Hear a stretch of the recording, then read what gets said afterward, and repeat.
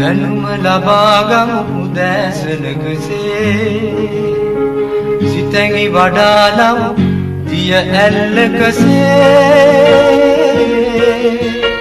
සුභාරති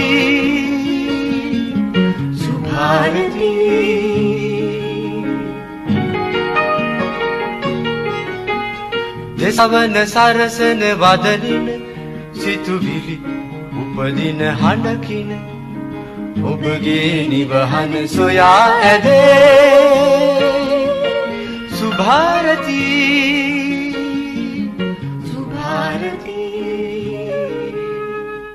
අයිබෝන් සුබ දවසක්.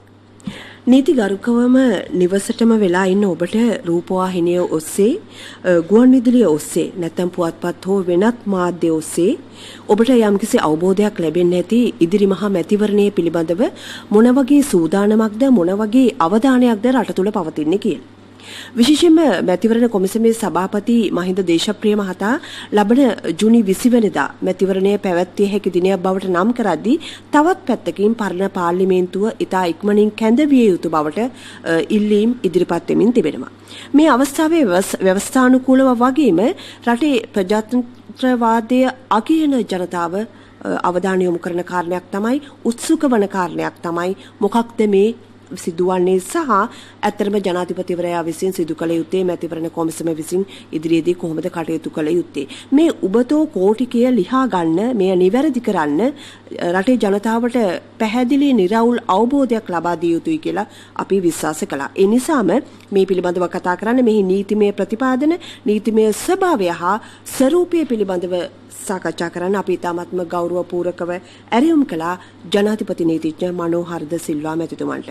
බොහොම ආදරෙන් ගෞරවයෙන් මැතිතුමනි ඔබතුමන්ව අපි පිළිගන්නවා. අයිබෝන්. මනෝහර්ද සිල්වා මැතිතුමනි දැන් අපි පහුගිය දින කීපය පුරාම මේ මැතිවරණය පිළිබඳව විවිධ කතා ඇහුවා.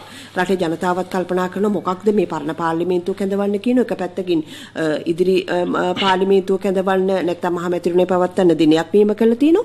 ඇත්තටම මොකක්ද මේ කියලා. ඇත්තම ජනාධිපතිවරයා අභිනව ජනාධිපතිවරයා පත් වූ විගස ඊට පස්සේ ජනාධිපතිවරයා කළේ පාර්ලිමේන්තුව විසිරුවා හැරීම. ඊට පස්සේ මොකක්ද මේ තියෙන නීතිමය තත්ත්වය? ඔව් ඇත්තටම මම හිතන්නේ දේශපාලන හේතු මත සහ විවිධ විජාතික බලපෑම් වලින් ඇති කරන්න හදනවා වාතාවරණයක් මේ ලංකාවේ මේ ව්‍යවස්ථා අර්බුදයක් තියෙනවා කියලා. ඇත්තටම මේක සම්පූර්ණ අසත්‍යයක්. කිසිම ව්‍යවස්ථා අර්බුදයක් නැහැ. ව්‍යවස්ථාව පැහැදිලි. ඔබේ ව්‍යවස්ථාව කියන්නේ 19 වෙනි ව්‍යවස්ථාව සම්බන්ධයෙන් නෑ සම්පූර්ණ ව්‍යවස්ථාව ගත්තොත් 19 ව්‍යවස්ථාවෙන් සංශෝධිත මුළු ව්‍යවස්ථාව ගත්තොත් ඒ ව්‍යවස්ථාවේ අර්බුදයක් නෑ අවිනිශ්චිතභාවයක් නැහැ මේ ප්‍රශ්නය සම්බන්ධව. මොකද ආණ්ඩුක්‍රම ව්‍යවස්ථාවේ 71 වගන්තිය යටතේ පාර්ලිමේන්තුව ජනාධිපතිතුමා විසිරුවා හැරියා. ඒ විසිරුවා හැරියේ ඡන්දෙට ඉස්සෙල්ලා එතුමා ප්‍රකාශ කළා මේ පාර්ලිමේන්තුවේ නියම ජනමතයක් නැහැ. මේ පාර්ලිමේන්තුව නිසි ආකාරයට කටයුතු වෙන්නේ නැහැ. ඒ නිසා ඔහු ජනවරමක් ඉල්ලා හිටියා මේ පාර්ලිමේන්තුව විසිරුවා හරින්න. ඒ අනුව ඔහුට විසිරුවා හරින්න පුළුවන් පළවන අවස්ථාවේදී ඒ කියන්නේ මාර්තු මාසේ 2 වෙනිදා මේ පාර්ලිමේන්තුව විසිරුවා හැරියා. එතකොට පාර්ලිමේන්තුව විසිරුවා හැරියාම ජනාධිපතිතුමා කරන්න ඕනේ මොකක්ද කියන එක තියෙන්නේ ආණ්ඩුක්‍රම ව්‍යවස්ථාවේ 70 වගන්තිය 5 වන උපවගන්තිය අ ඡේදයේ. ඒකේ කියනවා විසිරුවා හරින ප්‍රකාශනයේ දින දෙකක් නම් කරන්න. එක මැතිවරණ තියෙන දිනය නම් කරන්න ඕනේ. ඒ වගේම ඊළඟට ඡන්දෙන් පස්සේ අභිනව පාර්ලිමේන්තුව දැන් තියෙන පරණ පාර්ලිමේන්තුවේ අභිනව පාර්ලිමේන්තුව රැස් වෙන දිනය නම් කරන්න ඕනේ. දැන් ඒක ඔහු කළා. එතකොට ඒ ප්‍රකාශනය 75 ආ ඡේදයට අනුකූලයි. එහෙනම් කවුරු හරි කියනවා නම් මේ ප්‍රකාශනය නීති විරෝධී කියලා ඒක සම්පූර්ණයෙන්ම සත්‍යයක්. දැන් සිදුුනේ මැතිවරණයට දින නියම කරපු දිනයේ මැතිවරණය තියන්න බැහැ කියලා මැතිවරණ කොමිසම තීරණය කිරීම නිසා ඔවුන් අලුත් දිනයක් දුන්න ජූනි මාස 20 වෙනිදා. ඒක ජනාධිපතිවරයා කරපු දෙයක් නෙමෙයි. ඒ හින්දා ජනාධිපතිගේ ප්‍රකාශනය නීති විරෝධී කියලා කාටවත් කියන්න බෑ. දැන් යම් ජනාධිපතිගේ ප්‍රකාශනය නීති විරෝධී කරන්න බෑ කොමිෂන් සභාවට. දැන් සුමන්දිරන් මහත්තයා මම අහගෙන කියනවා මේ මැතිවරණ කොමිසම මේ දිනය වෙනස් කරපු නිසා ජනාධිපතිතුමාගේ ප්‍රකාශනය නීති විරෝධී වෙනවා කියලා. ඒක පුදුම කතාවක්. දැන් යම් දෙයක් නීති විරෝධී වෙන්න පුළුවන් නීතිය වෙනස් කළොත්. නීතිය වෙනස් කළා කිව්වොත් මේ ක්‍රියාව නීති විරෝධී හැටියට සැලකනවා කියලා නීතියක් සම්මත කළොත් එතකොට නීති විරෝධී වෙන්න පුළුවන්. එහෙම නැතුව නීතියට අනුකූලව කරපු ප්‍රකාශනයක් නීති විරෝධී වෙන්න බෑ. දැන් මේක මේ ජාත්‍යන්තරයට කියන්න වමනාවක් තියෙනවා විශේෂයෙන්ම ওই සුමන්දිරන් මහත්තයා නියෝජනය කරන දෙමළ ජාතික සන්ධානය සහ ඔහු වටා ඉන්න විශේෂ වාර්ගික දේශපාලන පක්ෂ විසින් මේ රජය නීති විරෝධීව කටයුතු කරනවායි කියලා ලෝකයට ප්‍රකාශ කරනවා. මේකේ විශාල බලපෑමක් තියෙනවා. ඒ බලපෑම තමයි ලෝකේ රටවල් ආධාර දෙන්නේ නැහැ. මේ වගේ කොරෝනා වසංගතයකට ආධාර දෙන්නේ නැහැ නීත්‍යානුකූල වැඩ කරන්නේ නැති රාජ්‍යයකට. එතකොට ඒ හින්දා මේකේ අවශ්‍යයි මේ ව්‍යාපෘති අඩපණ කරන්න. දැන් අපි ලස්සනට මේක කරගෙන යන වෙලාවේ මේ ආධාරයෙන් එක නවත්තන්න. මොකද අපි මතක තියාගන්න ඕනේ මේ රාජ්‍යයන් අපිට ආධාර කරන්නේ අපිට මහා ලොකු ආධාරයක් හින්දා නෙමෙයි. මේ ආධාරයක් හින්දා නෙමෙයි. ඔව්. වුණොත් අනාගතයේදී මේ ආණ්ඩුවත් එක්ක ගනුදෙනු කරන්න ඔවුන්ගේ වෙළඳ ගිවිසුම් ගැන ඒව ගැන කල්පනා කරලා තමයි ඔහු කටයුතු කරන්නේ. යම් අපේක්ෂාවන් තියෙනවා ඒ අය තුල. අත අපේක්ෂාවන් තියෙනවා. නමුත් මේ වෙලාවේ අපිට ගන්න පුළුවන් උදව්වක් ගන්න ඕනේ. මේක දුප්පත් රටක්. අපිට මුදල් ලබා ගන්න ඕනේ, වෙන සම්පත් හොයා ගන්නට ඕනේ, වෙනත් අය සමග සම්බන්ධතාවයන් ඇති කර ගන්නට ඕනේ. දැන් මේ විදිහේ මේ රාජ්‍ය ජනාධිපතිතුමා ව්‍යවස්ථා විරෝධීව කටයුතු කරන අය, ඒ කියන්නේ පාර්ලිමේන්තුවක් නැතුව කටයුතු කරන අය කියලා කියන කතාව ඉතාමත්ම අසාධාරණයි. ඒක මේ ආණ්ඩුවට විතර නෙවෙයි රටේ ජනතාවටත් කරන මහා විශාල අසාධාරණයි. මොකද මේක දැන් ජනාධිපතිතුමා පත්තු නෙමෙයි නොවැම්බර් මාසේ 16 වෙනිදා. දැන් තාම මාස කීපයයි. එතකොට මේ කාලය ඇතුළත තාම එතුමාගේ අවුරුදු 5 ගිහිල්ලත් නැහැ. දැන් එතුමා මේ නීති විරෝධීව කටයුතු කරන අය, ව්‍යවස්ථා විරෝධී කටයුතු කරන ඒකාධිපතිවරයෙක් හැටියට පෙන්눔 ජාත්‍යන්තරයට පෙන්눔 කරලා අපිට ලැබෙන්න තියෙන ආධාර නැවැත්වීම තමයි මේකේ එක පරමාර්ථයක්. දෙවැනි එක තමයි මොකටද මේ පාර්ලිමේන්තුවක් දැන් හදවන්න කියලා කියන්නේ? දැන් ඒගොල්ලෝ කියන තර්කය තමයි මේ මාස 3ක් ඇතුළත පාර්ලිමේන්තුව කැඳවන්න ඕනේ කියන එක. මම ඒ ප්‍රශ්නෙට එන්නම් මොහොතකින්. දෙවෙනි එක තමයි දැන් පාර්ලිමේන්තුව මේ කලබලයේ ඇති කරන්න ඕනේ මේ නීති සකස් කරන්න ඕනේ කියලා කියනවා. දැන් මේ අපි ලංකාවට හැදිච්ච පළවෙනි රෝගේ නෙමෙයි. රෝග නිරෝධයනයේට රෝග මේ කියන්නේ ওই ව්‍යාප්ත වෙන මර්ධනය සඳහා අවශ්‍ය නීති තියෙනවා. අත්‍යවශ්‍ය ආහාර බෙදා හැරීම සම්බන්ධ අවශ්‍ය නීති තියෙනවා. රටේ ජාතික ආරක්ෂාව සම්බන්ධ අවශ්‍ය නීති තියෙනවා. දැන් අපිට කොරෝනා හොඳ කරන්න මහා අනර්ග නීතියක් මේ මාසය ඇතුළත හදීමේ ලොකු හදිස්සියක් නැහැ. දැන් මේක සම්පූර්ණයෙන්ම බොරුවක්. අනික එහෙම හදිස්සියෙන් හදන්න එහෙම අනර්ග නීතියක් තියෙනවා නම් ආණ්ඩුවට දෙන්නකෝ හදලා නීතියක්. දැන් එතකොට ආණ්ඩුව ඒක සලකලා බලලා ඕනනම් එතකොට කැඳවන්න බැරිය. එහෙම නීතියකුත් නැහැ. එතකොට මේ හදන්නේ පාර්ලිමේන්තුව රැස් කරලා අපි දන්නවා අද වර්තමාන පාර්ලිමේන්තුවේ විපක්ෂයට 129ක් තියෙනවා, ආණ්ඩුවට තියෙන්නේ 96යි. එතකොට පාර්ලිමේන්තුවේ නීති වෙනස් කරන්න පුළුවන්. අපි දන්නවා පළාත් සභා මැතිවරණ අද නැත්තේ මොකද? ඒ අය දැන් අවුරුදු කිහිපයකට පෙර පළාත් සභා නීතිය වෙනස් කරලා පළාත් සභා මැතිවරණය තියන්න බැරි තත්යකට පත් කළානේ. හරි.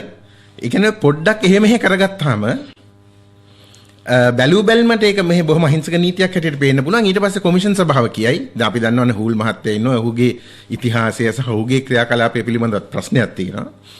එතකොට වෙන්නේ මොකද? ඊට පස්සේ ගියා මේක දැන් තියන්න බෑ. මේක අපි විසඳ ගන්න ඕනේ කියලා. මේක මහා විශාල අවුලක් හැටියට. ඒ කියන්නේ ජනාධිපතිතුමාට වැඩ කරන්න බැරි වෙන විදිහේ වාතාවරණයක් ගොඩනගන්න තමයි මේ උත්සාහ කරන්නේ. ඒකයි අර විපක්ෂයේ ඉන්න සාධාරණව හිතන മന്ത്രിවරු මේක කියන්නේ නැත්තේ. මං ඊයේ දැක්කා ජාතික විපක්ෂයේ ඉන්න ජාතික ලේස්තු മന്ത്രിවරයෙක් කියනවා නෑ මම ඒ කතාව පිළිගන්නේ නැහැ කියලා හොඳ දක්ෂ නීතිඥ මහත්තයෙක්. නමුත් මේක අවශ්‍ය කරන්නේ අර බෙදුම්වාදී න්‍යාය පත්‍ර වලට වැඩ කරන වර්ගවාදී දේශපාලන ප්‍රවාහීන් අය. විද්‍යමල ජාතික සන්ධානයේ ඇතුළු. ඉතින් මේක මේ අහිංසකව ගේන එකක් නෙමෙයි. දැන් රටේ මහජනතාව ඡන්දෙ දුන්නේ පළවෙනි අවස්ථාවේදී ජනාධිපතිවරයාට මේ පාර්ලිමේන්තුව විසිරුවා හැරලා මේ නිර්මල හොඳ වෘත්තිකයන් ටිකක් හොඳ මිනිස්සු ටිකක් සහිත පාර්ලිමේන්තුවක් ගොඩනගන්න. දැන් මේ අයට තව ප්‍රශ්නයක් තියෙනවා. මේ අයට තියෙන ප්‍රශ්නේ තමයි මේ වර්ගවාදී දේශපාලන පක්ෂ විසින් හසුරුවන පාර්ලිමේන්තුවක් ඕනේ. ඒ කියන්නේ ඒගොල්ල කැමති විදියට තමයි මේ රට පාලනය කරන්න ඕනේ. එහෙම කරන්න පුළුවන් පාර්ලිමේන්තුවක් තියාගැනීම ඒගොල්ලන්ට වැදගත්. ඒ නිසා මේ මහමැතිවරණය කල් දාලා හරි ඒ අයට පුළුවන් නම් මේ ආණ්ඩුව ඒ වර්ගවාදී න්‍යාය පත්‍රයට අනුව කටයුතු කරන තැනට ආණ්ඩුව තල්ලු කරන්න අන්න ඒක තමයි මේ පරමාර්ථය වෙලා තියෙන්නේ. නැත්තම් මට අහන්න තියෙන එක ප්‍රශ්නයයි. සම්මත කරන්න ඕනේ නීතියක් තියෙනවා නම් පෙන්වන්නකෝ නීතිය. දැන් තියෙන නීතියේ අඩුව මොකද්ද කියලා පෙන්වන්නකෝ. අපිට මීට වඩා හොඳින් කොරෝනා හොඳ කරගන්න පුළුවන් නම් පෙන්වන්නකෝ. එහෙම අනික නීති වලින් පුළුවන් ද කොරෝනා හොඳ කරන්න? මේක වෙන මොකක්වත් නෙමෙයි. පාර්ලිමේන්තුව කොහොම හරි කැඳවගෙන අර අලුත් නීති වෙනස් කරලා රටේ ව්‍යවුල් තත්ත්වයක් ඇති කිරීම තමයි පරමාර්ථය. දැන් මෙතෙන්දී මම සඳහන් කළ යුතු කාරණාවක් තියෙනවා. දැන් හුඟක් දෙනෙක් මේ වර්ගවාදී කොටස් වල කියන කාරණාවක් තමයි මේ මාස 3ක් ඇතුළත පාර්ලිමේන්තුව රැස් කරන්න ඕනේ. එහෙම රැස් කරන්න බැරි නම් එහෙනම් අර මුල් ප්‍රකාශනය නීති විරෝධී වෙනවා කියලා. දැන් ඒක මහ විහිළු කතාවක් නේ. දැන් ජනාධිපතිතුමා දිනයක් නියම කළා. ජනාධිපතිතුමා කිව්වේ නෑනේ දින වෙනස් කරන්න කියලා. දැන් මැතිවරණ කොමසාරි දිනේ වෙනස් කරා මේ මැතිවරණ නීතියේ 24/3 වගන්තිය යටතේ. දැන් 24/3 වගන්තියේ දිනය වෙනස් කරාම එදාට බැරි නම් තව දවසක හරි රට සාමාන්‍ය තත්ත්වයටපත් වුනහම මැතිවරණය තිබ්බට පස්සේ තමයි අභිනව පාර්ලිමේන්තුවක් පිහිටවන්න පුළුවන්. දැන් ওই 75 වගන්තිය කියන්නේ මේ මාස 3කින් රැස් කරන්න කියලා අභිනව පාර්ලිමේන්තුව. මේක මතක තියාගත යුතුයි. මං හිතන්නේ මං කියවන්නද මේ ඒ වගන්තිය. ඔව් මනෝහරද සිලබත්. දැන් ඒ 70 ජනතාවගේ දැනුවත් වීම උදෙසා ඉතම. දැන් මේක මේ හැමතිස්සෙම කතා වෙන ප්‍රධාන වගන්ති දෙකක් තියෙනවා. 75 වගන්තිය. මම ඒක කියවන්නම්. පාර්ලිමේන්තුව විසිරුවා හරින ප්‍රකාශනයේහි අභිනව පාර්ලිමේන්තුවට බලන්න අභිනව පාර්ලිමේන්තුවට മന്ത്രിවරයන් තෝරාපත් කර ගන්නා දිනය හෝ දින නියම කොට තිබිය යුත්තේය. එසේම එකී ප්‍රකාශනය නිකුත් කළ දින සිට මාස 3ක් ගතවන්නට පෙර දිනයක අභිනව පාර්ලිමේන්තුවේ පළවන රැස්වීම ඒ ප්‍රකාශනයෙන් කැඳවිය යුත්තේ. එතකොට මුල් ප්‍රකාශනයේ කියනවා අර අභිනව පාර්ලිමේන්තුව පත් කිරීම සඳහා මැතිවරණ දිනය නියම කරන්න අභිනව පාර්ලිමේන්තුව රැස් වෙන්න දිනේ නියම කරන්න කියලා ඒක ජනාධිපතිතුමා මේකට අනුකූලව කළා තියෙනවා. ඒතර කාටවත් කියන්න බෑ මේක නීති විරෝධී ප්‍රකාශයක් කියලා. ඊළඟට කියනවා දැන් මේ ආණ්ඩුක්‍රම ව්‍යවස්ථාවේ කොතනකවත් නෑ මේ මැතිවරණ දින වෙනස් කිරීමක් ගැන. හරි. මැතිවරණ දිනේ වෙනස් කරන්නේ මැතිවරණ නීතිය යටතේ හදිසි අවස්ථාවකදී. නැතුව ආණ්ඩුක්‍රම ව්‍යවස්ථාව අපේක්ෂා කරන්නේ නැහැ කිසි විටකත් මැතිවරණය කල් දාන්න.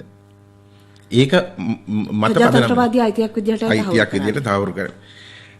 දැන් නමුත් දැන් සමහර වෙලාවට අපි දන්නවා මැතිවරණයකින් පස්සේ හුඟක් වෙලාවට විවිධ කලකෝලහල තියෙනවා. හුඟක් වෙලාට ඇඳිරි නීතියෙන්නේ කෙලවර වෙන්නේ ඒ දවස් මේ මෑත කාලෙකදී ඉලෙක්ෂන් වල තිබුණ නැති වුණාට අපිට මතකයි ඉලෙක්ෂන් එකක් ඉවර වෙලා සමහරලාට සතියක් 4 වගේ වෙද්දි සවස ඇඳිරි නීතිය දැන් ඒ වගේ වෙලාවක පාර්ලිමේන්තුව කැඳවන්න අමාරු වෙන්න පුළුවන් ඈත ඉඳන් മന്ത്രിවරු එන්න ඕනේ අලුත් മന്ത്രിවරු එන්න කියන නිසා. දැන් එවැනි මේ අවස්ථාවකදී පාර්ලිමේන්තුව රැස් කරන්න බැරි නම් දිනේ වෙනස් කරන්න තමයි 75 ඈ කියන වගන්තිය තියෙන්නේ. මම ඒ වගන්තියත් ඔබට කියන්නම්.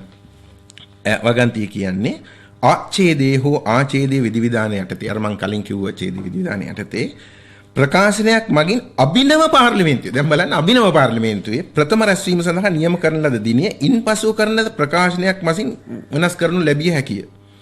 එහෙත් පසුව ප්‍රකාශනයේ මගින් නියම කරන දිනය මුල් ප්‍රකාශනයේ දින සිට මාස 3කට දිනයක් නොවන දිනයක් විය යුතුය. දැන් ජනාධිපතිට ඕන නම් මේ මාස 3ක් ඇතුළත දිනයක් වෙනස් කරන්න පුළුවන්. දැන් ජනාධිපතිට ඕනේ නෑනේ දින වෙනස් කරන්න. දින වෙනස් කරන්න ඕනේ මැතිවරණ කොමිසමට. එතකොට මැතිවරණ කොමිසම දින වෙනස් කරලා මාස 3ක් ඇතුළත මැතිවරණයක් තියන්න බැරි නම් කොහොමද අභිනව පාර්ලිමේන්තුවක් හඳවන්නේ? නැති අභිනව පාර්ලිමේන්තුවකට දින නියම කරන්න පුළුවන්ද? මුලින් කරන්න පුළුවන්. මොකද මුලින් බලාපොරොත්තු වෙන්නේ නියමිත දිනයට මැතිවරණය තිබ්බහම ඊළඟට අභිනව පාර්ලිමේන්තුව සඳහා දිනයක් නියම කරා. ඊට පස්සේ ජනාධිපතිගෙන් වියුක්තව වෙන කවුරු හරි දිනේ වෙනස් කළොත් ඒකේ ප්‍රතිවිපාක සහ ඒකට විසඳුම් ඒ අය විසින් සපයන්න ඕනේ. ඒ අය ඒ දිනේ වෙනස් කරා නම් ඒ නියමිත පරිදි ඡන්දේ තිබ්බට පස්සේ තමයි අභිනව පාර්ලිමේන්තුව ඇති වෙන්නේ. එතකොට මේ 70 වගන්තියේ පස්වන උපවගන්තියේ ආ සහ ඈ කියන වගන්ති තුනේම ඡේද තුනේම සඳහන් වෙන්නේ අභිනව පාර්ලිමේන්තුවක් ඇඳවීම පිළිබඳ. ඒ කියන්නේ ඡන්දයක් තිබුණාය කියන පූර්ව නිගමනය මත තමයි මේ සකස් කරලා තියෙන්නේ. එතකොට ඡන්දේ තිබ්බේ නැත්නම් අභිනව පාර්ලිමේන්තුවක් රැස් කරන දින නියම කරන්න පුළුවන් කමක් නැහැ. දැන් යම් කිසි කෙනෙක් අහන්න පුළුවන් හොඳයි මේ තත්ත්වයන් යටතේ ඡන්දේ මොන හේතුවක් හින්දා හරි මම තියන කොමිසමට වරදක් කියනව නෙවෙයි කොරෝනා නිසා එයයි සාධාරණ හේතුව එයයිනේ. සාධාරණ හේතුවක් මත කල් දැම්ම කියමු. එතකොට දැන් මාස 3 පැන්නොත් ඊට පස්සේ මොකද කරන්නේ? දැන් මාස 3 පැනලා ඒ හින්දා දැන් අභිනව පාර්ලිමේන්තුව රැස් කරන්න බෑ කියලා කියන්න බෑනේ. හරි? දැන් නීතිය සිද්ධාන්තයක් තියෙනවා කළ නොහැකි දේ කිරීමට නීතිය අපේක්ෂා නොකරයි කියලා. හරි? නීතිය තරම්ම දරුණු නෑ ඒක. දරුණු නෑ. දැන් නීතිය කියලා තියෙනවා නම් මාසයක් ඇතුළත මොකක් හරි කරන්න ඕනේ කියලා මාස දෙකක් දැන් උදාහරණයක් කියන්නම් දැන් ওই මේ මූලික අයිතිවාසිකම් නඩු මාස දෙකකින් ඉවර කරන්න ඕනේ කියලා ව්‍යවස්ථාවේ තියෙනවා. නෝ ඉවර කරන්න බෑනේ. විනිශ්චයකාරවරු 10 දෙනාට යාපනයේ දෙවුන්දර තුඩු ඉඳන් පියදුරු තුඩුව දක්වා කොළඹ ඉඳන් මඩගලපුව දක්වා තියෙන මේ නඩු කන්දරාව ඉවර කරන්න බෑ මාස දෙකක් ඇතුළත. ඒ හින්දා ඒක අර්ථ නිරූපණය කරන්න වෙන්නේ ඒක නොකලට කමක් නැහැ කියන නැත්තම් මොකද කරන්නේ? එහෙම වුණොත් හොඳයි. එහෙම කරන්න පුළුවන් නම් හොඳයි. බැරි නම් නීති අපේක්ෂා කරන්නේ නැහැ. ඒක පැහැදිලි સિદ્ધාන්තයක්. ඒක අපේ ලංකාවේ තියෙන නීතියක් බවට පත් වෙලා තියෙනවා. දැන් මාස 3ක් ඇතුළත කැඳවන්න බැරි නම් කැඳවන්න පුළුවන් පළවෙනි අවස්ථාවේදී කැඳවන්න ඕනේ. එතකොට කැඳවන්න පුළුවන් පළවෙනි අවස්ථාව මොකද? අභිනව පාර්ලිමේන්තුව සඳහා ඡන්දය තියලා ඉවර වෙලා മന്ത്രിවරු තෝරගත්තාමනේ. එතකොට තෝරගත්තාම ජනාධිපතිට බලයක් තියනවද පාර්ලිමේන්තුව කැඳවන්න? අපි මොහොතකට හිතමු ජනාධිපතිට බලයක් මේකේ දීලා නැහැ කියලා. දැන් එහෙනම් කවන්නේ කැඳවන්නේ නැතුව නිකන් ඉන්න කියලා කියන්න පුළුවන්ද? හරි. ජනාධිපතිට එහෙම තිබුණේ නැතත් කැඳවන්න පුළුවන් විය යුතුයි ප්‍රජාතන්ත්‍රවාදී රටක. නමුත් ලංකාවේ ආණ්ඩුක්‍රම ව්‍යවස්ථාව හදපු අය ඕක කල්පනා කරලා වගන්ති දෙකක් දැම්ම ජනාධිපතිතුමාට ඕන වෙලාවක පාර්ලිමේන්තුව ඕනේ නම් කැඳවන්න. ඒ තමයි ආණ්ඩුක්‍රම ව්‍යවස්ථාවේ 33(2) සහ 71 කියන වගන්ති 70 වරහන් ඇතුලේ 1 කියන වගන්ති. ඒ වගන්ති දෙක යටතේ ජනාධිපතිතුමාට පාර්ලිමේන්තුව කැඳවන්න පුළුවන්. දැන් මැතිවරණය තියලා ඉවර වෙලා මොකද 75 ওই මාස 3 කතාව තියෙන 75 වගන්තියේ කියන්නේ අභිනව පාර්ලිමේන්තුව. ඒක ඉතාමත්ම වැදගත් වෙනවා. අභිනව පාර්ලිමේන්තුවක් කැඳවන්නේ මේ පරණ කුණු වෙච්ච පාර්ලිමේන්තුව කැඳවන්න බෑ. ඒක විසිරෝල ඉවරයි. ඉතින් ඒ නිසා ඒ කතාව සම්පූර්ණයෙන්ම නොමග යවන කතාව. මොකද මේ ජාත්‍යන්තරයට කියන්නේ මේ ජනාධිපති ඒකාධිපති ජනාධිපති කෙනෙක් ව්‍යවස්ථාවට අන්න කටයුතු කරන්නේ. දැන් පාර්ලිමේන්තුවක් නැහැ රටේ. මහා මේ ව්‍යාසනයක් තියෙන්නේ. එතකොට ඒ වගේ රටකට කවුද ආධාරයක් දෙන්නේ? ඒ කියන්නේ දැන් ජනාධිපතිට මුදල් දෙයිද මේ කොරෝනාව සඳහා වියදම් කරන්න රටවක් ඒකාධිපතියෙකුට? දැන් ඒකනේ මේ කියන්න හදන්නේ. දැන් ඒ විතරක් නෙවෙයි මේ මම දැක්කා පහුගිය දවසේ තව දේශපාලනඥයෙක් කියනවා මේ කතානායක ජනාධිපති මම හිතන්නේ සුමන්දිරන් මහත්තයාම තමයි ඒක කිව්වේ. මේ ජනාධිපති කැඳවන්න අපි කැඳවනවා. හරි. ඒ කියන්නේ කතානායකවරයෙක් ඉන්නවා කියන උපකල්පනය මත. කතානායක හිටියා කියමු. මේ ව්‍යවස්ථාවේ කොහෙද තියෙන කතානායකවරයාට කැඳවන්න කල් දාපු පාර්ලිමේන්තුවක.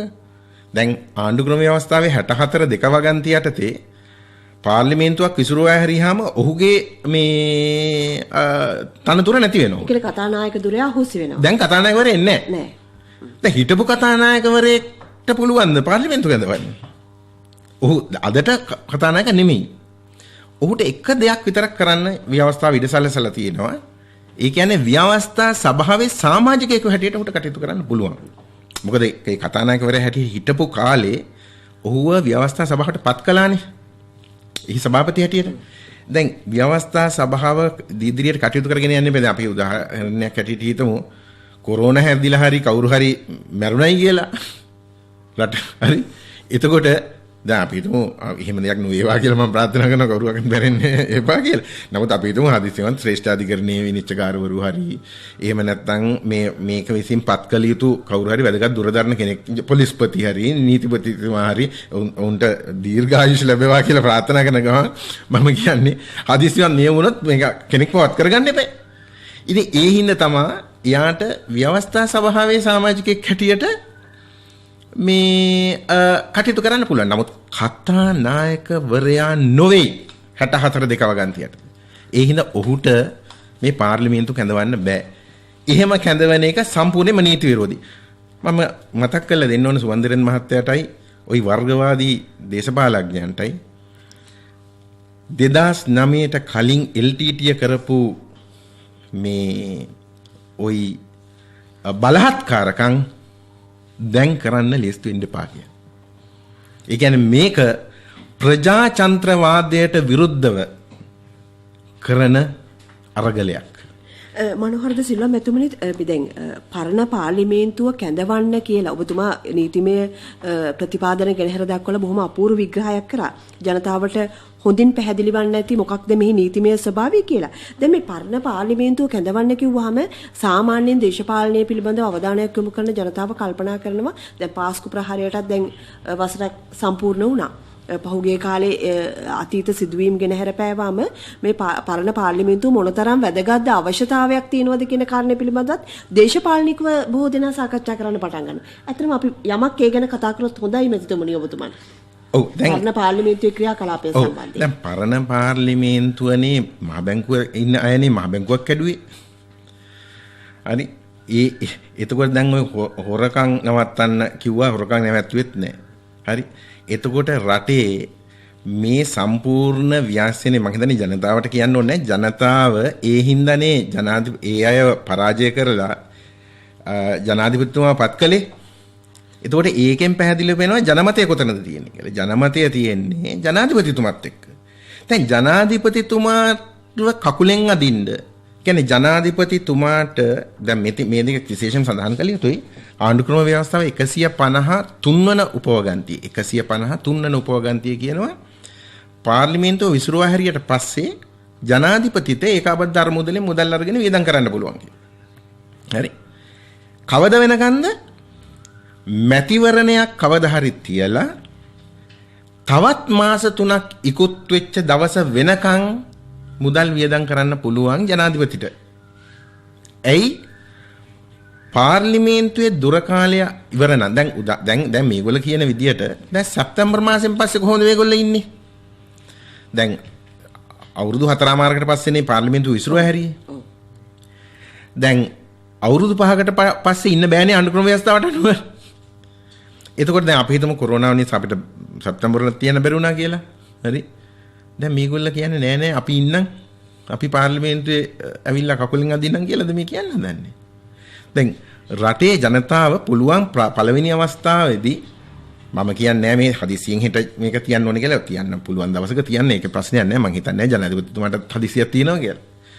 නමුත් පුළුවන් දවසක තියෙන එක වෙන කාරණාවක්.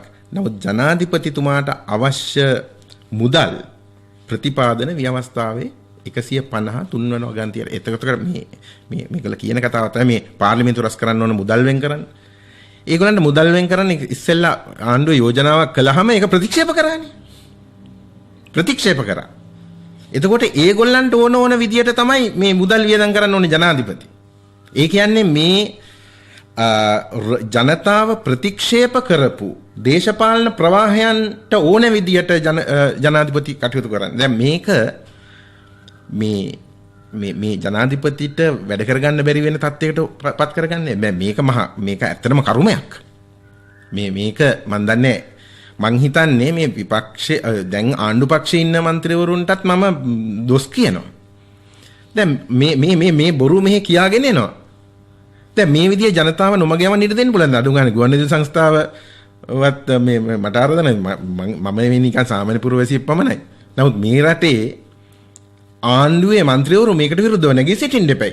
ඒ කියන්නේ මේ ජනමතයට විරුද්ධව කවුරු හරි නීති විරෝධී විදියට සදාචාර විරෝධී විදියට ජනවරමකින් පත්වෙච්ච ජනාධිපතිවරයෙකුට වැඩ කරන්න බැරි වෙන විදිහේ තත්ත්වයක් උද්ගත කරන්න හදනකොට ඒ විරුද්ධව නැගී සිටින්න ඕනනේ.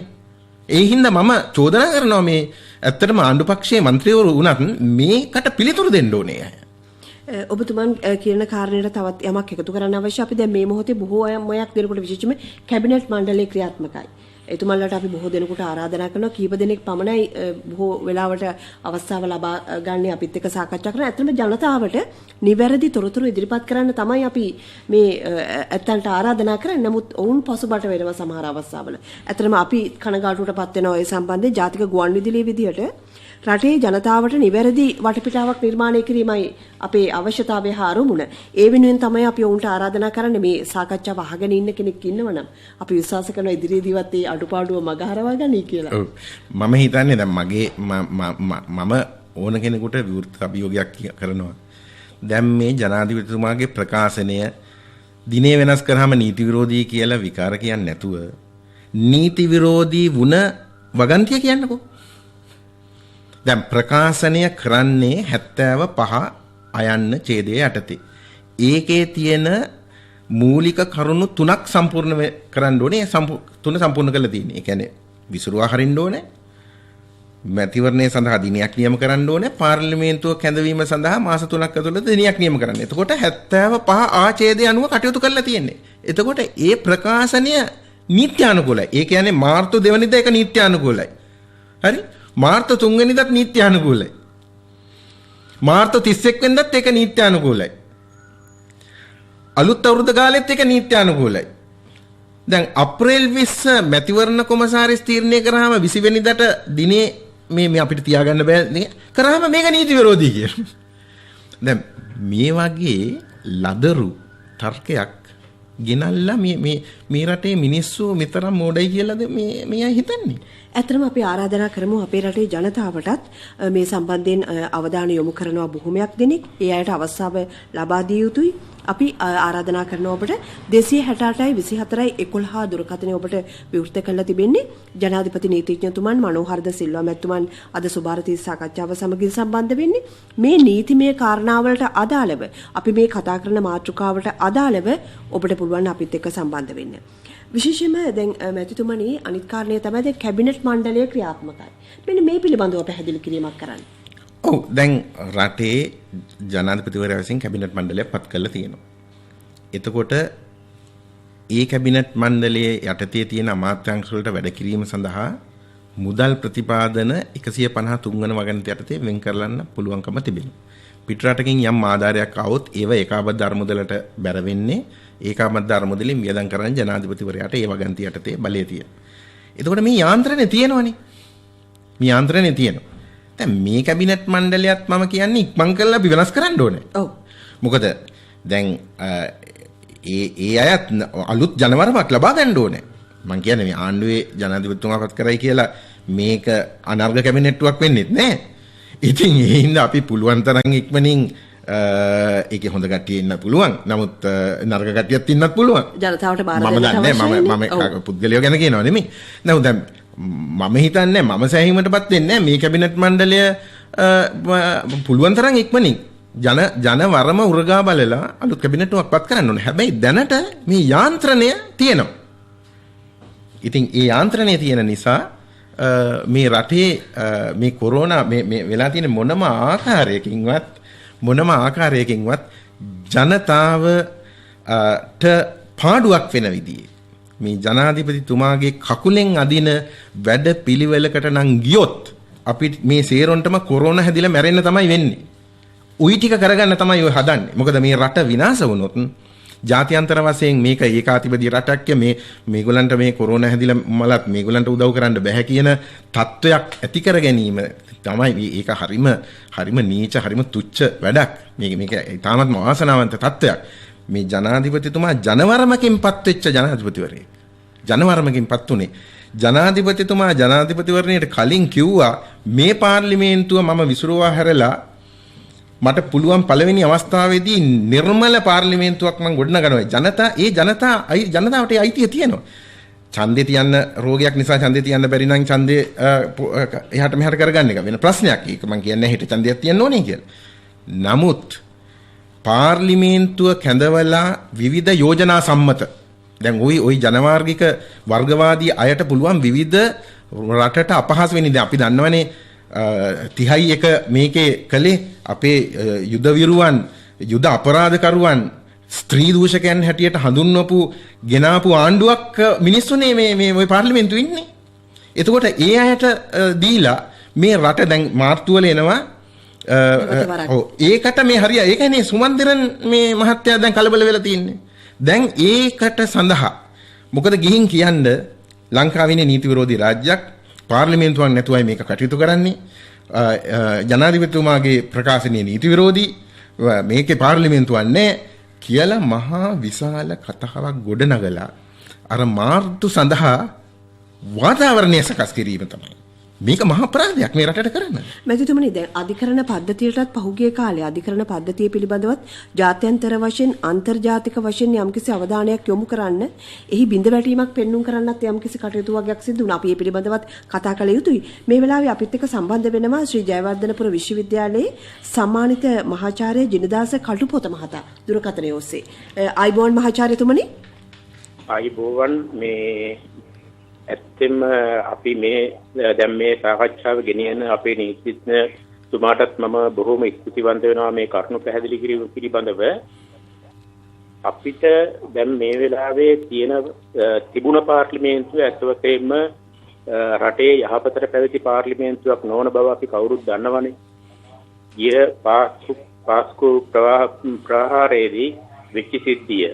එතකොට බැංකු මංකොල්ලය තවත් ඒවා වලින් දැන් ඉන්න හිටපු පාර්ලිමේන්තුවේ මැති ඇමතිවරු හෝ മന്ത്രിවරු ගැන අපට කිසිම විශ්වාසයක් නැති නිසා කොහොමත් ඒක නැවත කැදවීම අවශ්‍යම නැහැ.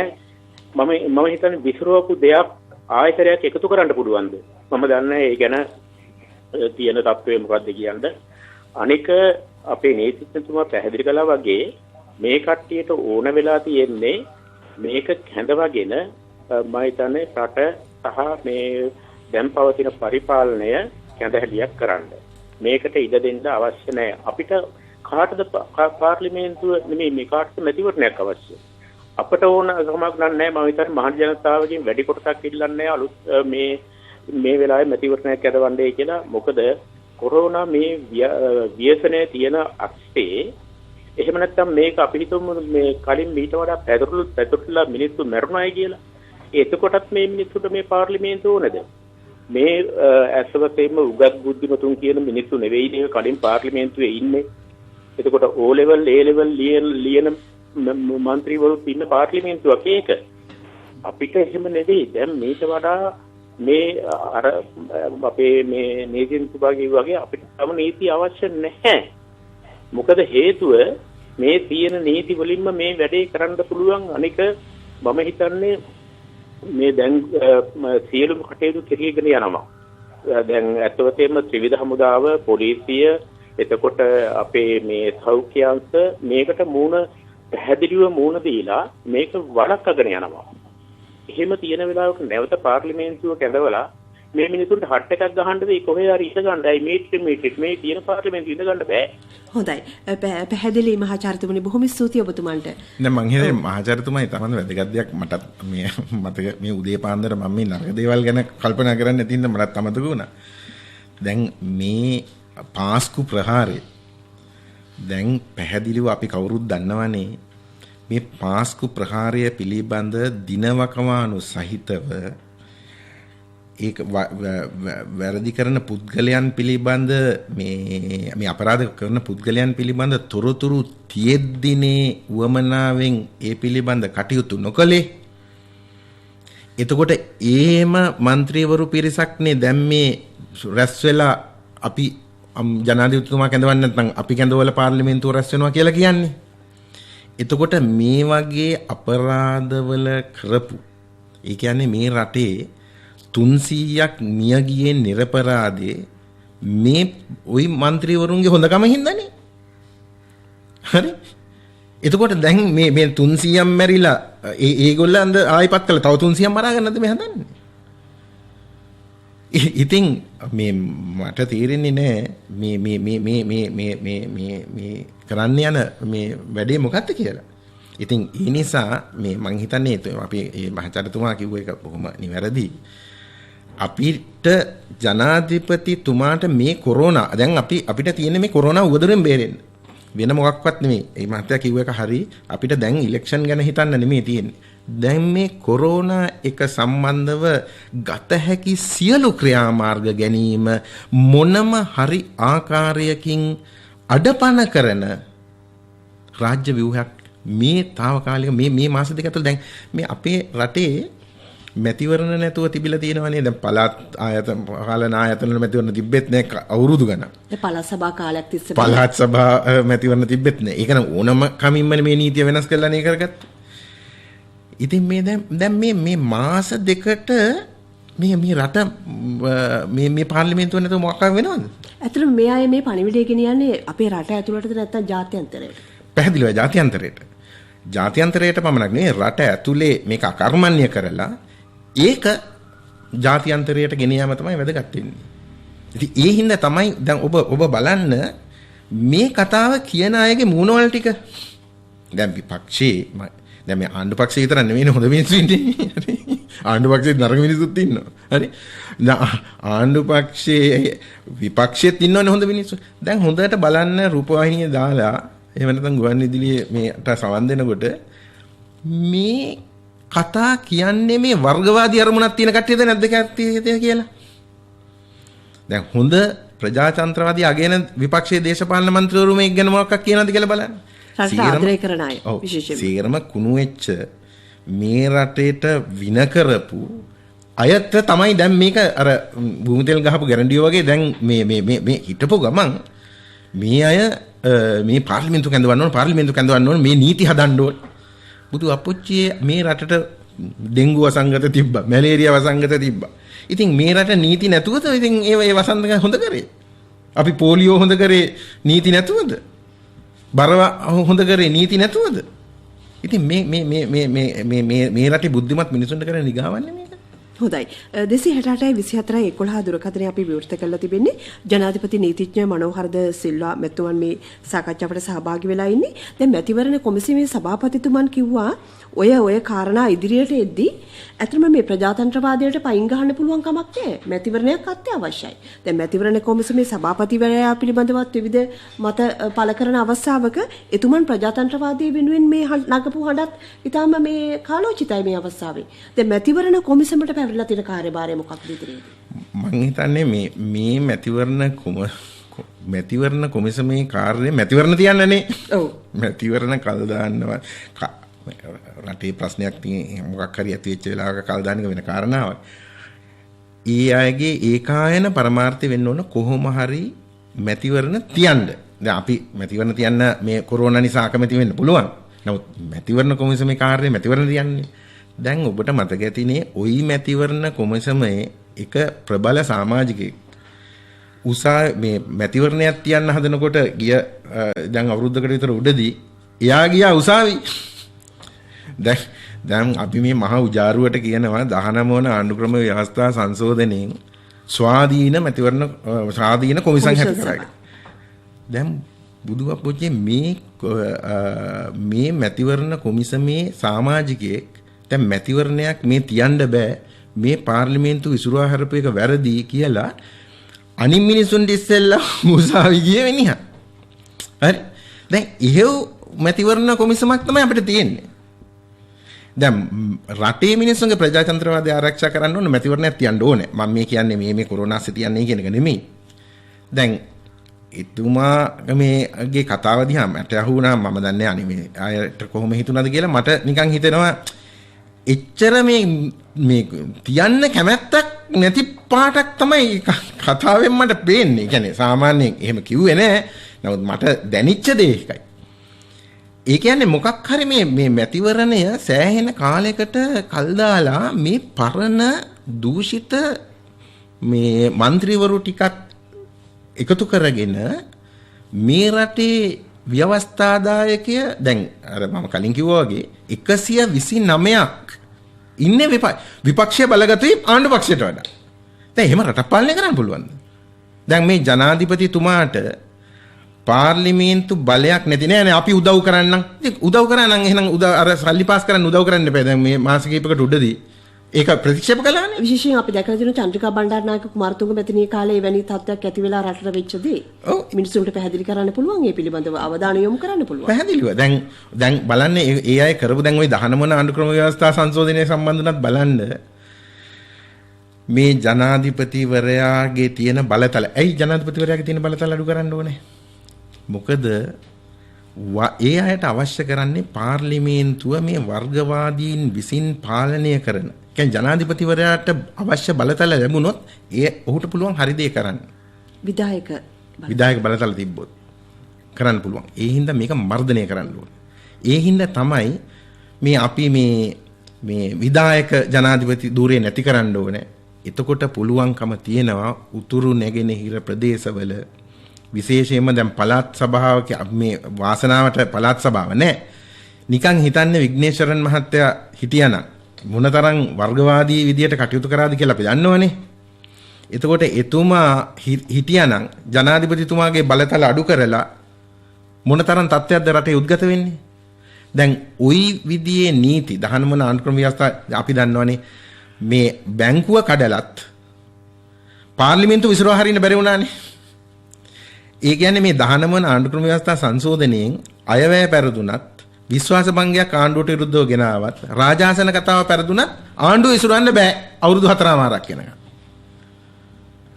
රටේ ජනාධිපති හිතෙනවා නම් ජනවර්මකින් පස්සේ ජනාධිපතිවරයාට මේ පාර්ලිමේන්තුවක් වැඩ කරන්න මේ පාර්ලිමේන්තුව ජනතාවට විරුද්ධව වැඩ කරනවා කියලා විසිරුවා හැරලා ජනතාවට අලුත් පාර්ලිමේන්තුවක් පත් කරගන්න පුළුවන්කම තියෙන්න ඕනේ. දැන් ඒව සේරම නැති කරේ මොකද මේගොල්ල කොහොම හරි ගියවර ඡන්දෙදී මේ වර්ගවාදී කොටස් වලට බලය ලබාගෙන දැන් 129ක් කියන්නේ මේ රට මෙන්න මේ වර්ගවාදී දේශපාලන ප්‍රවාහයන්ට රට පාලනය කිරීමට කටයුතු සලස්සලා දැන් කරන්න පුළුවන් හැම දෙයක්ම කරනවා ඒ පාර්ලිමේන්තුව තියාගන්න. ඒක මේ රටට ආදරය කරන එකක් නෙවෙයි. මම කියනවා ඔය දැන් හදන්න යන නීති ඉදිරිපත් කරන්නකෝ ජනතාවට. අපි බලන්න සතුටුයි. හොඳයි. තවත් කෙනෙක් ඉන්නවා දුරකථනයේ ඔස්සේ සම්බන්ධ වෙලා කතා කරන්න අයබෝන්. අයබෝන් අත්වශයෙන්ම කියනවා නම් මම බලාපොරොත්තු වෙච්ච වැඩසටහනක් අද ඔබට විචාර කරනවා කියලා ස්තුතියි. නැත්තුමනේ මේ මට කියන්න පුළුවන් දැන් මේ දවස්වල නිරීක්ෂණ සංවිධාන ඇතුළු NGO සංවිධාන සෙත්පම් සකස් කරගෙන යනවා අධිකරණයේ වෙත යන්න මේ මැතිවරණයේ කල් දාන එකට හේත. අපිට මේ මැතිවරණයේ තියෙන එක විතරක් නෙමෙයි රජයෙන් බලාපොරොත්තු වෙන දැන් මැතිවරණ නොතිබ්බා කියන්නකෝ. අපි සමාජයට විවෘත වෙන්නේ නැද්ද? අපි හැමදාම මැද නීතියට තියෙන්නද? රට ක්‍රමයෙන් මේ ඉදිරියට ගෙන යාමක් තමයි මේ රජය කරන්නේ කියලා මට හිතෙන්නේ. අයිත් එක තමයි මේ පාස්තු ප්‍රහාරයට මහත්තයා 197ක් අරන් තියෙනවනේ අත්අඩංගුවට. තාක්ෂිත් ගිය ආණ්ඩුවට තිබ්බනම් ඒ බුද්ධි වාර්තාවක් තිබ්බනම් ඉතින් මේ ආණ්ඩුවත් ඒකට පොඩ්ඩක් මට හිතෙනවා පොඩ්ඩක් පස්සට යනවා කියලා 197ක් ගත්තා නම් මහමොල කරුවා අත්අඩංගුවට ගන්න බැරි මොකද?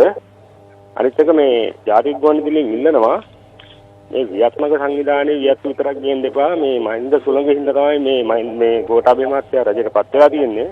ඒ පරණ ඇමතිවරු ගෙනල්ලා පොඩ්ඩක් මේ සාකච්ඡාවට සහභාගී කරගන්න කියලා මම ඉල්ලීමක් කරනවා මැතිණියනි. හොඳයි. බොහොම ස්තුතියි ඔබතුමන්ට. මාත් ඒක පිළිගන්නවා මේ රටක දේශපාලඥයෝ මේ උගතුන් මේ රටවල් උගතුන් විතරක් මේ රට පාලනය කරන්න බෑ. ඒ කියන්නේ උගත් සුළු මිනිහගේ ප්‍රශ්න දන්නේ අපි හිතමු කොළඹ වත්තක ඉන්න මිනිස්සුගේ ප්‍රශ්න දන්නේ ඒ වත්තට ගිහිල්ලා දැන් මං ওই වතු වලට ගිහිල්ලා නැහැ ඇත්ත කියන්නේ. හරි මට එහෙම යන්න අවශ්‍යතාවයක් නැහැ. දැන් මම පාර්ලිමේන්තු මන්ත්‍රීවරයෙක් වුණා මම දන්නවා මේ මිනිස්සුන්ගේ තියෙන ප්‍රශ්න. ඒ නිසා මේ හැම ස්තරයකම සමාජ ස්තරයකම මිනිස්සු පාර්ලිමේන්තුව අවශ්‍යයි. උගත් මිනිස්සු වැඩි දෙනෙක් අවශ්‍යයි.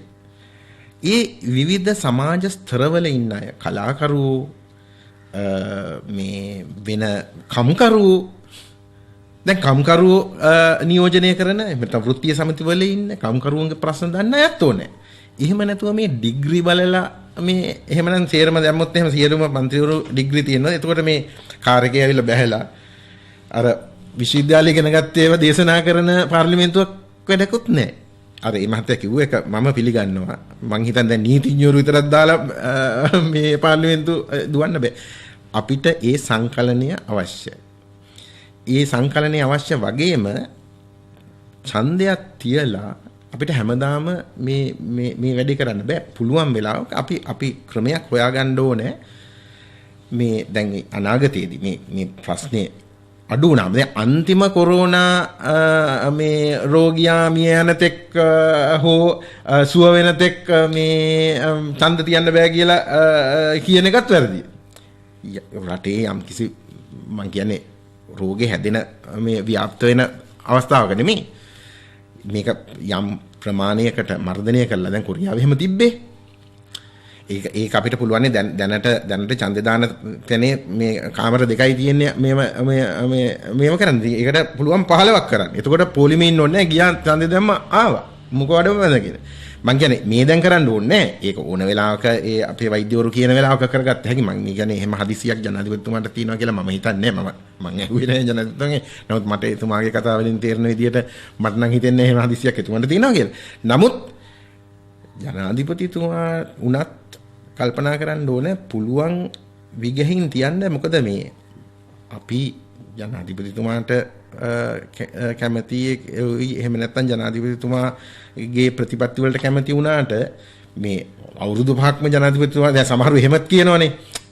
දැන් ඕනේ හමුදාවේ ජනාධිපතිතුමා එහෙමත් මිනිස්සු කියන මිනිසක් ඉන්නේ. මම ඒකට පක්ෂ නැහැ. අපේ රටේ ප්‍රජාතන්ත්‍රවාදී ස්ථාපනය කරන්න ඕනේ. දැන් අපි මම ජනාධිපතිතුමාට කැමතියි කියලා මම කියන්නේ ජනාධිපතිතුමා හිටියාම ඇති අනිත් මිනිස්සු කවුරුවක්වත් ඕනේ නැහැ කියලා කියන එක මහා සුගතව මම හිතන්නේ ජනාධිපතිටත් එහෙම රටක් පාලනය කරන්න පුළුවන්. එතුමා ඒ වගේම තව ප්‍රශ්නයක් කිව්වා පාස්කු ප්‍රහාරයේ චූදිතයන්ට දඬුවම් ලබා දීම පිළිබඳව. මේ රජයත් යම්කිසි මැලිකමක් දක්වනවා පොඩ්ඩක් මන්දගාමී ස්වරූපයක් ගෙනියනවා කියලා.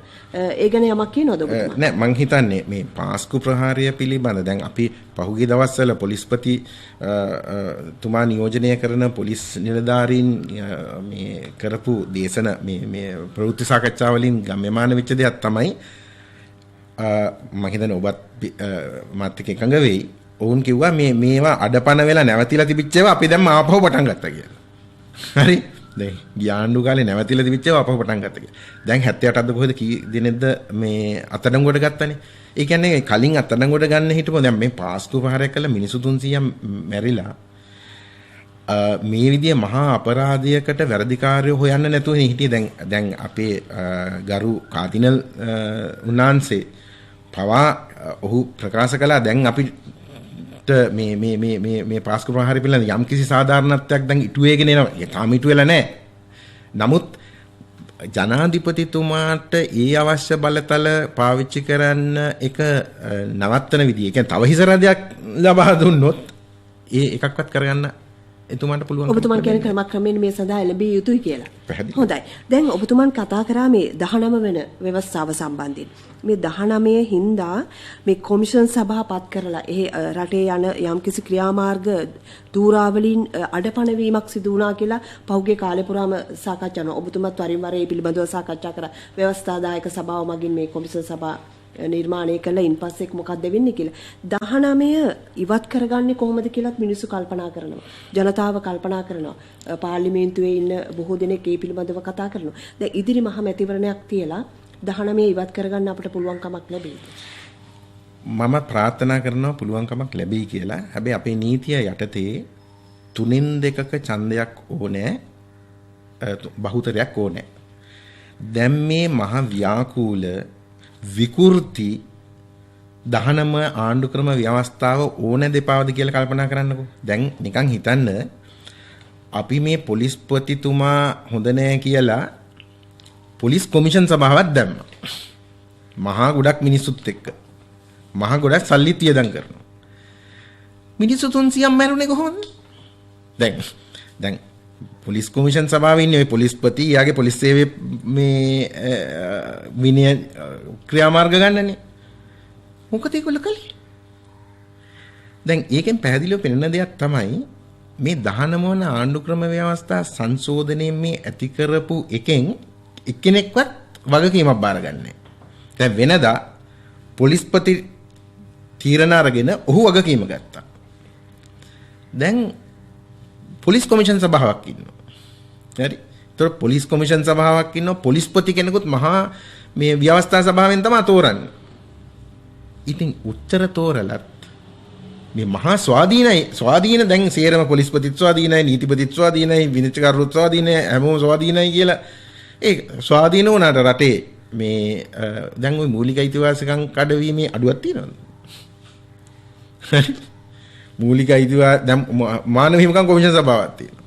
මානව හිමිකම් කොමිෂන් සභාව ওই පත් කරලා මේ රටේ එහෙමනම් මේ දැන් මේ ජනතාවගේ සල්ලි වලින් නේද මේගොල්ලෝ යැපෙන්නේ? ඉතින් එහෙමනම් මේගොල්ලෝ සංඛ්‍යාලයක නම් පෙන්නන්න බෑ. මෙන්න ස්වාධීන කොමිෂන් සභාවේ එන්නේ ඉස්සෙල්ලා මෙච්චර මේ මානව හිමිකම් කැඩුවා. දැන් අපි ඒක මෙච්චර අඩු කරලා දිනවා කියලා. එහෙම නෑ. හරි. අපරාධ අඩු වුණාද? නෑ. නිරපරාධ මිනිස්සු ඝාතනය වුණාද? ඔව්. එතකොට රටේ අල්ලස් දූෂණ නැති වුණාද? කොමිෂන් සභාව ස්වාධීනයි කියලා. හරි. අල්ලස් කොමිෂන් සභාවේ ඩිරෙක්ටර් ජෙනරල්ුයි හිටපු සොලිසිටර් ජෙනරල්ගේ කිව්වනේ ඒවයි කරපු රංගේ. දැන් ওই 19 ආණ්ඩුක්‍රම ව්‍යවස්ථාවෙන් ඔය ස්වාධීනයි කියන ඒවා ඒගොල්ලෝ එන්නේ ඔය කළා තියෙන්නේ. ඉතින් මේ 19 වන ව්‍යවස්ථා සංශෝධනය ගෙනාවේ වෙන මොකටවත් නෙමෙයි. රාජ්‍ය සේවයට පිටින් NGO කාර්යව දාගන්න පුළුවන් තැනක් හදන්න. රාජ්‍ය බලය පාවිච්චි කරන්න. ඒක තමයි පරමාර්ථය. මොකද මේ විදේශීය රටවල් වල විදේශීය බලපෑම් වලට එල්ල කරන කට්ටිය දැන් පොලිස් කොමිෂන් සභාවට දාගත්තොත් ඔය NGO කාර්යය. මානව හිමිකම් කොමිෂන් සභාවට දාගත්තොත් NGO කාර්යය. මැතිවරණ කොමිසමට දාගත්තොත් NGO කාර්යය. ඒ විජාතික බලවේග වලට ඒ ඇතුළේ තියෙන තොරතුරු ලබාගෙන රට සඳහා වෙනත් විකල්ප සැලසුම් කරගන්න පුළුවන්. අපේ රටේ රාජ්‍ය සේවයක් තිබුණොත් ඒ කියන්නේ පහළ මට්ටමේ ඉඳන් ඇවිල්ලා විශ්වවිද්‍යාලයෙන් රාජ්‍ය සේවයට ඇතුල් වෙලා රට ගැන හැඟීමක් තියෙන අපේ මධ්‍ය මහාවිද්‍යාලයෙන් අධ්‍යාපනය ලැබලා විශ්වවිද්‍යාල වලට ගිහිල්ලා ඒ රට ගැන හැඟීමක් තියෙන මිනිස්සු නෙවෙයි මේ දැන් හිටම හෙලිකොප්ටරෙන් පාත් වුණා වගේ පාත් වුණා මේ අපි හරි ස්වාධීනයි. දැන් අපේ රාජ්‍ය සේවයේ ඉන්න මිනිහට වඩා අර ගොල්ල ස්වාධීන වෙන්නේ කොහොමද? මේ රටේ ඉන්න මිනිස්සුනේ පත් කරන්නේ එංගලන්තෙන් ගෙනාව නෙවෙයිනේ. මේක සම්පූර්ණ බොරුවක්. මැතිතුමනි, එතකොට අපිට 3න් 2ක බලයක් ලැබුණොත් මේ 19 වෙනස් කරගන්න පුළුවන්. එහෙම නැත්නම් මොකද වෙන්නේ? එහෙම නැත්නම් මේ රට විනාශ වෙනවා. ඒ කියන්නේ මේ ආණ්ඩු ක්‍රම මේ කියන්නේ ඔයි මේ පාස්කු ප්‍රහාර එහෙම වෙච්ච මේ විදිහේ මහ බැංකු කඩන ඒවට ඉඩ ප්‍රස්තාව සලසන මේ ආණ්ඩු ක්‍රම ව්‍යවස්ථාවේ 19 වන සංශෝධනයේ වහාම හෙට අවලංගු කරන්න පුළුවන් නම් අවලංගු කරලා මේ රටේ රාජ්‍ය සේවය ස්වාධීන කරන්න. NGO කාර්යෝ දාලා ස්වාධීන කරන්න බෑ. මේ රටේ රාජ්‍ය සේවය තමන්ට රිසි පරිදි කටයුතු කරන්න පුළුවන් වෙන විදිහේ ස්වාධීනත්වය දෙන්නකෝ. ඇයි එහෙම කිව්වේ නැත්තේ? දැන් ඒගොල්ලෝ මේක මට පහළ වෙච්ච මොලයක් වෙන්න බෑනේ. දැන් ඔච්චර ස්වාධීන තත්ත්වයට කැමති නම් ඒගොල්ලෝ කල්පනා කරන්න එපා අපි දැන් කොහොමද අපි මේ රාජ්‍ය සේවය ස්වාධීන කරන්නේ. ඒතකොට මේ රාජ්‍ය සේවය ස්වාධීනව වැඩ කරන්න පුළුවන් විදියට නීති හදන්න තිබ්බනේ. කොමිෂන් සභාව දැන් මොකද? ඒගොල්ලෝ රාජ්‍ය සේවකයෝ නෙමෙයි. ඒගොල්ලෝ මේ අර මේ ඒ දවස්වල වික්‍රමසිංහ මහත්තයයි සම්බන්ධණු එකතු වෙලානේ උඟක් දෙනේ පත් කළේ. හරි. අන්න ඒ වර්ගවාදී කොටස් වලට ඒ වගේම විජාතික න්‍යාය පත්‍ර වලට වැඩ කරන කොටස් වලට ඕන කරන මිනිස්සු අපේ රාජ්‍ය සේවයට ඉහළින් ඔබවපු එක තමයි ওই 19න් කළේ. මේක අවලංගු කිරීම සඳහා අපිට 3න් 2ක් අවශ්‍යයි. ඒ නිසා මේ 3න් 2ක් ගමුවාම ඒකාධිපතිය ඇති වෙනවා රෝමයේ කතාවක් නෙමෙයි. හරි. ඒවා කියන්නේ මොකටද? ඒවා කියන්නේ ওই 19 තියාගන්න. 225ම කියන්නේ ඔය කාරණයට අදාළව කරගෙන 225මත් එපා කියලා කියනවා. ඔව් එපා කියලා කියනවා. දැන් ඒ නිසා මේ අපිට මේ ආණ්ඩු ක්‍රම ව්‍යවස්ථාව සංශෝධනය කරලා නිර්වුල් ওই 13න් හරි 13 යටතේ මේ ওই උතුරු නැගෙනහිරට වෙනම පොලිසි ඉඩම් බලතල හරි. එතකොට අපේ පුරාවස්තු හිටන් තියෙන්නේ පළාත් සභා ලැයිස්තුවේ. ඉතින් මේ රටක් අපේ සදාචාරය අපේ ජාතික උරුමය ආරක්ෂා කරන්න පුළුවන්ද? මේක වහාම අවශ්‍ය සංශෝධන ටික 19 වන ආණ්ඩු ක්‍රම ව්‍යවස්ථා සංශෝධනයට කළ යුතු තියෙනවා.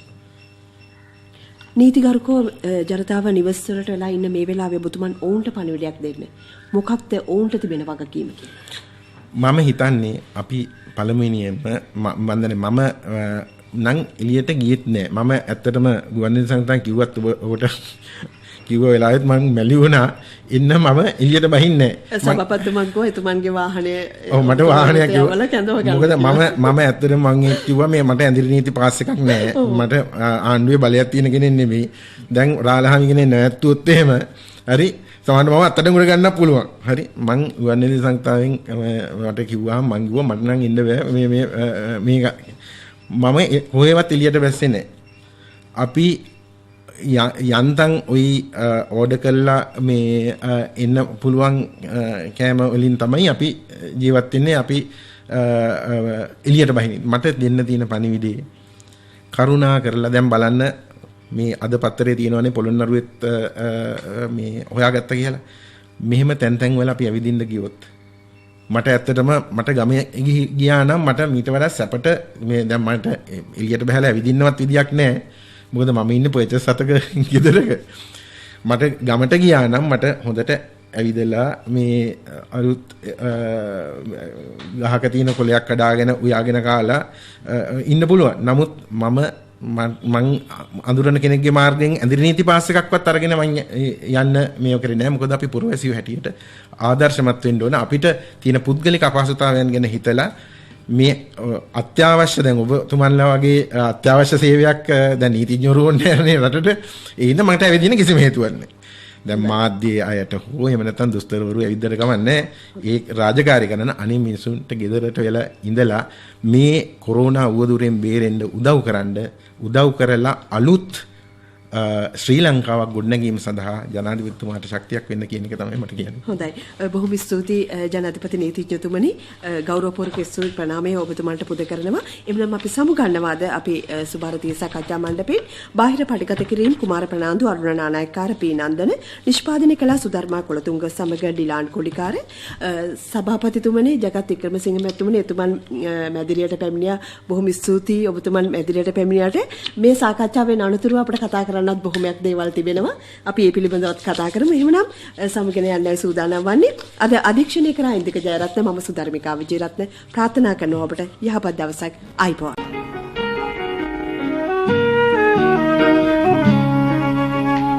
දැනුම ලබාගමු උදෑසනකසේ සිතැඟි වඩාලමු දිය ඇල්ලකසේ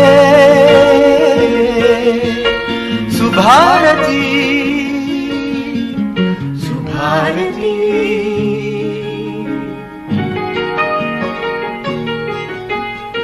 සවන සරසන වදනින සිතුවිලි උපදින හඬකින ඔබගේ නිවහන සොයා ඇදේ සුභාරතී